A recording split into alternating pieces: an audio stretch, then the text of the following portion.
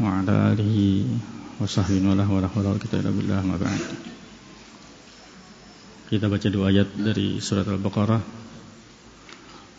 ayat yang ke-65 dan 66. Qala Allah Ta'ala, wa laqad 'alimtumul ladzina i'tadaw minkum bis-sabt faqulna lahum kunu qiradatan khasi'in faja'alnaha nakalan lima baina yadayha wa ma khalfaha wa mau'izatan lil muttaqin.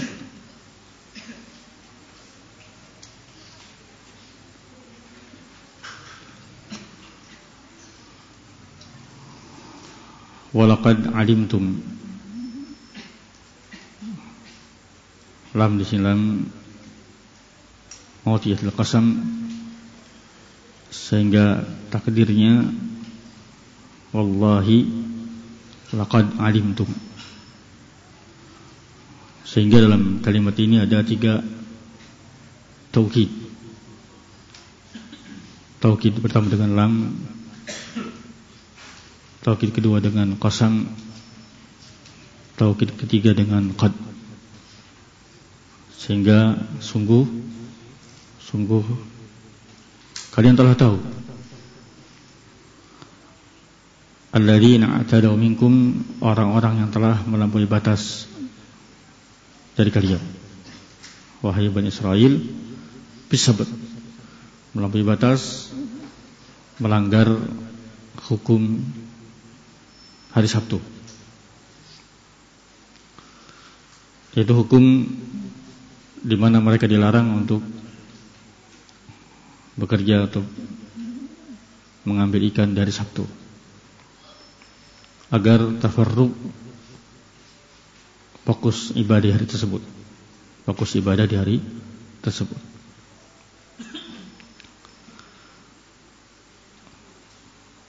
Allah Subhanahu wa ta'ala menguji mereka di hari Sabtu ini. Banyak terlihat ikan di air yang tidak terlihat di hari-hari selain hari Sabtu. Maka mereka Bani Israel, orang-orang yang telah melanggar hukum tersebut, melakukan hiyal, hendak menipu syariat. Ya, mereka meletakkan jaring di hari Jumat agar di hari Sabtu ikan-ikan tersebut masuk ke jaring yang mereka letakkan, dan di hari Ahad mereka mengambilnya. Ini hiyal Yahudi, melanggar syariat dengan cara tipu muslihat. Itu yang dimaksud dalam ayat ini. Walaqad alimtumul ladzina i'tadaw minkum bis-sabt. Sungguh demi Allah, kalian telah mengetahui orang-orang yang telah melampaui batas dari kalian, melanggar larangan atau hukum hari Sabtu. Faqulna lahum, maka kami katakan kepada mereka yang melanggar hukum hari Sabtu ini, yang melakukan hiyal untuk melanggar larangan Allah, kunu qiradatan khasiin, jadilah kalian kera-kera, monyet-monyet yang khasiin, yang dalilin, yang hina. Kunu, jadilah kalian qiradah, yakni monyet-monyet, kera-kera yang khasiin, yakni dalilin, yang rendah, hina. Dan jadilah mereka seperti itu. Dirubah bentuk mereka menjadi monyet. Faja'alnaha, kami pun jadikan dia. Hadis ini ada 2 penafsiran. Sebagian menyatakan dhamir ha, faja'alnaha, ini kembali ke qaryah, negeri yang mereka tinggali. Ada yang menyatakan faja'alnaha, hadis ini dhamir kembali ke Uqubah. Faja'alna Uqubah, tadi kami jadikan Uqubah, hukuman kepada mereka-mereka ini yang dijadikan sebagai monyet, nakalan. Nakal itu yakni pembuat jerah. Kami jadikan sebagai nakalan yang sebuah pembuat jera, sehingga tidak mau kembali lagi melakukan perbuatan tersebut. Dan orang-orang yang mengetahuinya pun akan jera, tidak mau melakukan seperti perbuatan mereka. Inaka. 5 baina yadayha wa ma khalfaha. Sama juga apa makna 5 baina yadayha wa ma khalfaha? Kembalinya hadis ini ada yang mengartikan hadisnya kembali ke qaryah tadi. Jadi kami jadikan negeri yang penduduknya dirubah menjadi monyet tadi, atau kami jadikan uqubah, hukuman yang kami timpakan kepada mereka dijadikan sebagai monyet tadi, sebagai nakalan, sebagai adab yang membuat jera bagi orang-orang yang tinggal di negeri sekitarnya, yang di depan atau di belakang negeri tersebut. Itu kalau hanya kembali ke qaryah. 5 baina yadi tilkal qaryah wa ma khalfa tilkal qaryah. Karena mereka mengetahui bagaimana penduduk tersebut dijadikan monyet oleh Allah Subhanahu wa taala. Atau bisa juga 5 baina yadayha wa ma khalfaha, kata Ibnu Utsaimin rahimahullah. Baina yadayha yakni pelajaran atau bukan, ini kata tadi pembuat jera bagi orang-orang yang sejaman dengan mereka. Yadayha yang muasir lahum. Wa ma khalfaha yani bagi orang-orang yang datang belakangan setelah mereka. Ini wa ma khalfaha. Wa mau'izatan lil muttaqin, dan sebagai nasihat pelajaran bagi orang-orang bertakwa.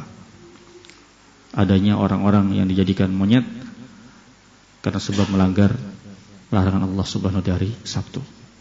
Ini 2 ayat dalam surat Al-Baqarah. Adapun faedah yang disebutkan Ibnu Utsaimin rahimahullah di antara yang disebutkan adalah tahrimul hiyal. Haramnya melakukan hiyal. Hiyal itu melanggar larangan-larangan Allah Subhanahu wa taala dengan tipu muslihat. Seperti tadi di sini. Mereka tidak terang-terangan mengambil ikan di hari Sabtu, tapi meletakkan jaring di hari Jumat.